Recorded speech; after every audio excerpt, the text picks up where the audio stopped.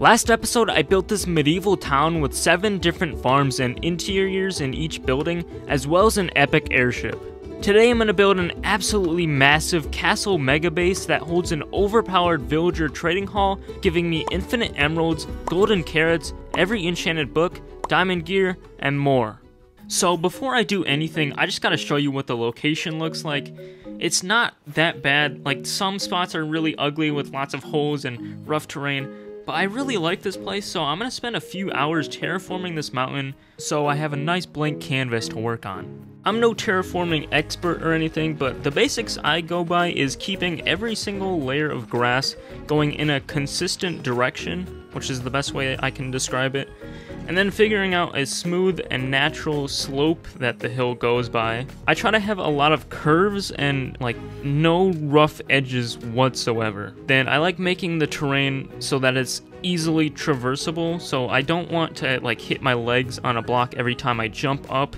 So I spread out the grass horizontally. So anyway, back to first person. Alright, look at this smooth mountain. I am really happy with this. So it's obviously not completely done because I didn't show the backside. Oh my god, I don't even want to look at it. For the most part, I think it looks really nice and it's something I can definitely work with. It just needs a few hours of work, which I'm not really willing to do right now. But what I want to show you now is the block palette for the castle. So basically the walls are going to be a gradient going from gray wool into...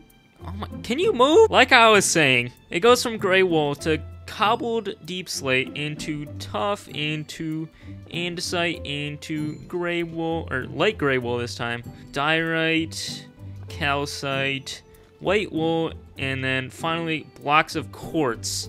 Now, up close, it doesn't look that crazy. It doesn't look that good, to be honest. Like, it's not bad, but using a mod called FreeCam, we can go and look in from a distance, and that's pretty good. That looks really interesting. It actually goes from dark straight to light.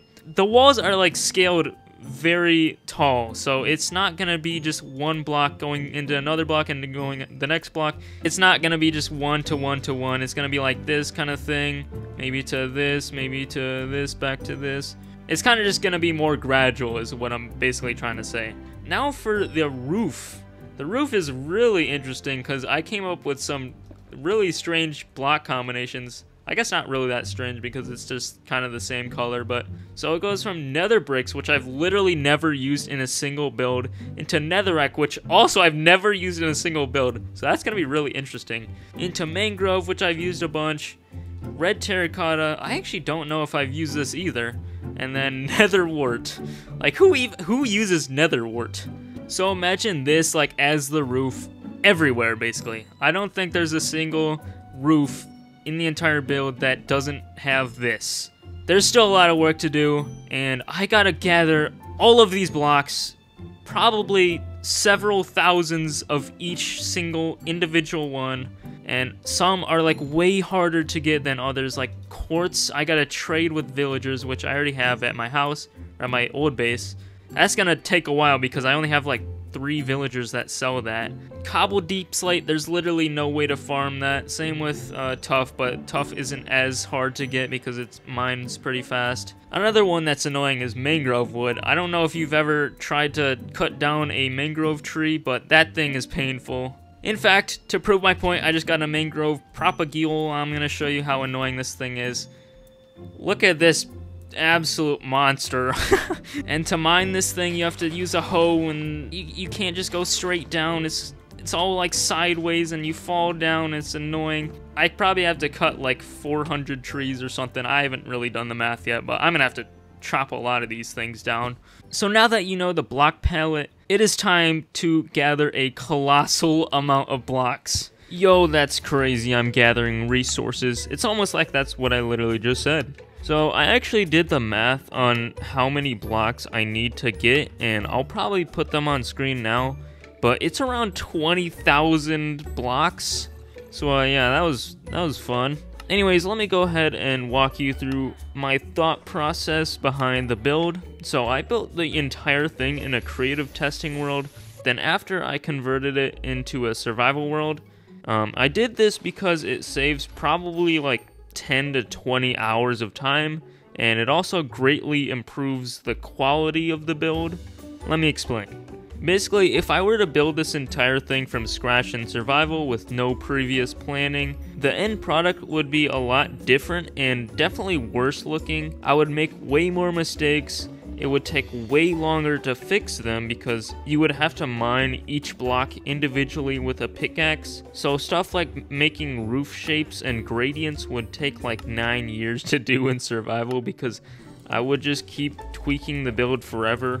It also takes way more time to experiment with different blocks as well, since you have to manually gather every block pretty much. And lastly, it's hard to get a good look of everything when you're walking on the ground. So with creative, I can build something, take a step back, well in this case fly back, and see if something looks good.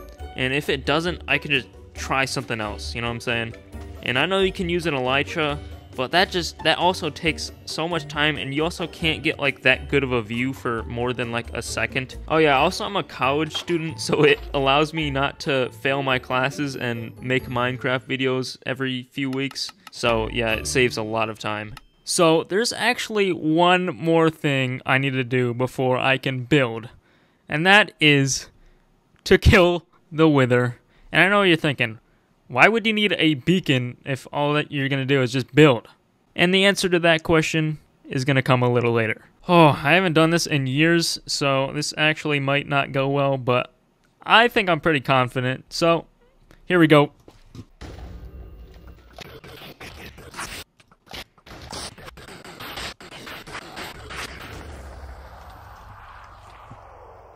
There we go. So now, all that's really left to do is to build the castle.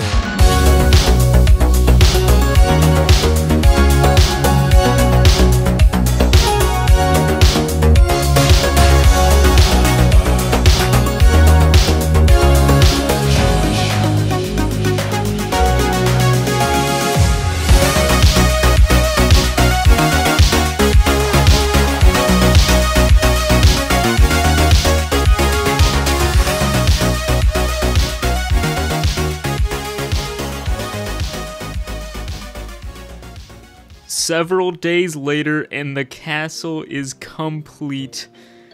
Well, the exterior, at least. I didn't do the interior. And you may be wondering why I needed this beacon. And if I use free cam, there seems to be, I don't know, this looks kind of alright on its own, but it seems to be missing a centerpiece, right? So if I go ahead and plop this down, and look at that. That is sick. Like, come on, man. I could not be happier with this entire design. Like, this took me, like, probably a week or two to design the entire thing. And it was well worth it, trust me. Oh my god. Easily my best build ever. But there is still a lot of work to do. Like, for example, the interior, literally nothing is done. Like, I need to put in the floor. There's these villager pods that I need to add all the villagers. There's a whole nother room over here too, so these are gonna be like the librarians and the map dudes. I forgot what they're called, but there's 2 stories here. And then out in the back there's gonna be an entire garden. I really don't know like what it's gonna look like yet. I might just wing it in survival, but who knows. Over here is gonna be flattened out. I just haven't gotten to it yet. And to the right of the main building, there's gonna be horse stables. I don't actually know if this is like accurate to real castles, but I put one in here anyway because people need to put their horses somewhere, you know what I'm saying? Like, they're traveling from miles away from neighboring villages and whatever, so they're gonna need to put their horses into a little parking spot. And also these towers, like, I need to make them accessible. Like, so I made like the top of the walls so you can actually walk through them, but I have not done anything. Oh my god, there's a creeper. I haven't done anything up there at all, so yeah, I need to figure that out at some point. But for the most part, this is looking amazing, dude. I started off by tearing out grass and replacing the castle floor with polished diorite. I honestly didn't really think that much about the block choice, but I think it worked out pretty well with the build. I heard lots of mobs nearby, so I went to investigate and I made an accidental mob farm next door in the stables, so I killed them all and placed down torches so it wouldn't happen again. Then I filled in some holes and replaced the grass in the castle with a nice path made of packed mud, mud bricks, and mushroom blocks, as well as coarse dirt and rooted dirt on the edges to make it look kinda used and old. Next, I made a spiral staircase made of polished diorite going up a tower so that I could access the second floor balcony area of the main castle building. And then I kept going with that idea and made 2 more spiral staircases going up the front guard towers, and then making a spruce floor on top with slabs. With the access to the towers, I was able to make it so that you could walk all the way around the top of the walls, putting in more spruce floors in each of the tall watchtowers, adding in ladders going all the way to the top, and putting in one final floor. The last thing I did was farm a ton of glow lichen so that I could light up the roofs of the entire build, because everything was not mob proof at all, and I was just bound to be blown up by a creeper at some point. So I kind of spread them out randomly, making use of the F3 menu and placing them wherever the light level said 0, because that's where mobs can actually spawn. The only downside is that it looks kind of ugly, but honestly I don't really know any other option that would spawn proof the entire area without changing the look completely. So anyway, that's pretty much it. Now that I've done all that, it's time to talk about the interior. So this big room is going to be a throne room. So there's gonna be a carpet leading up to this like elevated platform over here with an epic chair that the king sits in, and then there's gonna be like 2 statues guarding it or whatever. I don't even know what I'm gonna do, but it's gonna look probably sick. And then on the right in this open space there's gonna be a showcase of a dragon egg, because I literally don't even know where to put it. I think it's just sitting in my ender chest right now. I think it's in this shulker box. Yeah, it's right here. Oh my god, it's been sitting there for probably over a year. And then on the walls up here there's gonna be red banners. So yeah, I think that's pretty much it for the room. Over in this room is gonna be a kind of like a greenhouse, but not like the typical greenhouse. This is where basically the gardener comes in to grab all their plants and flowers and stuff. And of course, there's gonna be a massive garden area back here with tons of flowers and trees and whatnot. So yeah, I'm super excited to get started on this.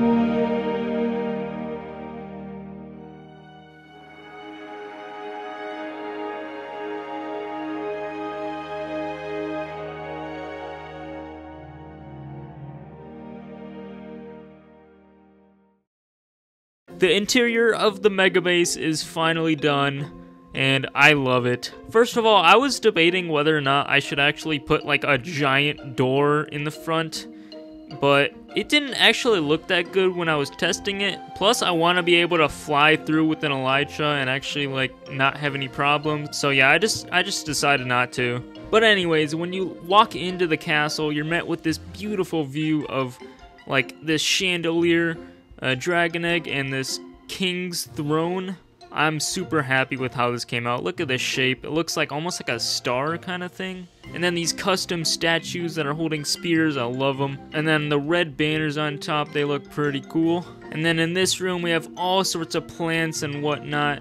The leaves drooping down to the floor from the ceiling, and the spore blossom particles all over the place. I just love this atmosphere so much. I think it brings so much to the build. And of course, we got the beautiful back garden with tons of flowers neatly categorized, and of course the trees too. It just looks so nice. Like, you could just come out here and like read a book or something. I don't even know. But probably my favorite thing in the whole garden is this little thing. I don't even know how I made it, but it looks super cool. It's like one of the arches that like some gardens have. I don't even know what they're actually called. And with that, I think the building side of the castle is finally done.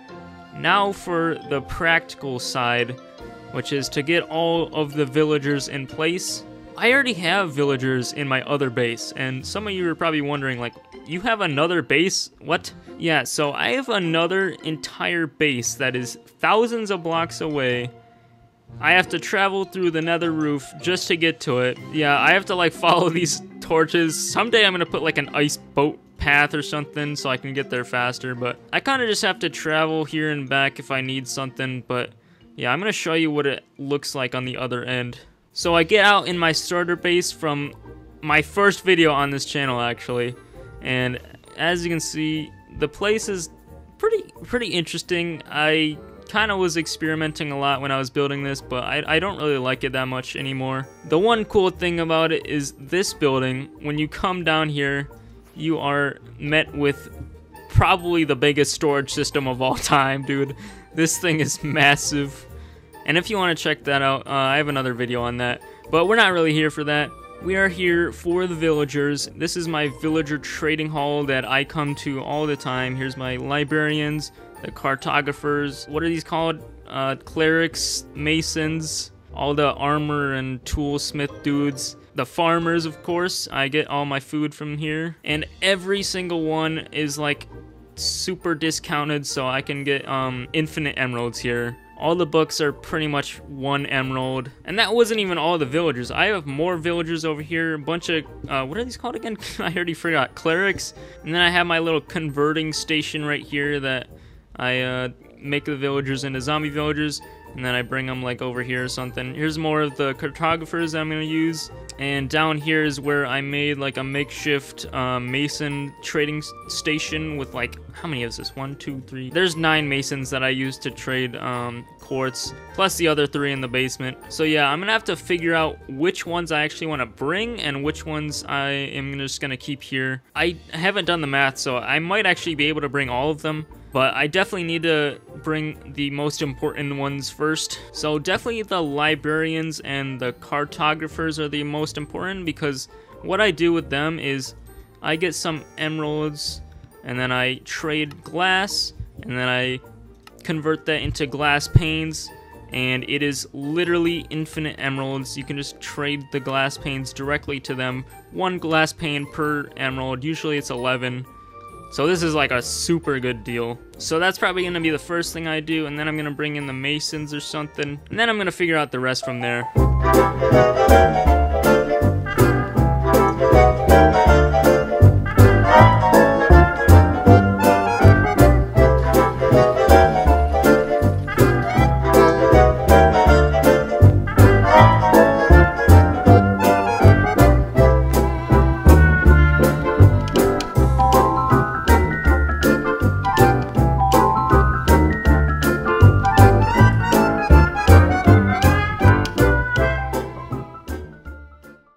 Well, I never want to work with villagers ever again in my entire life. Every single one is in place and organized. We got the clerics, the masons, the farmers, the tool dudes. Over here we got the cartographers, 12 of these.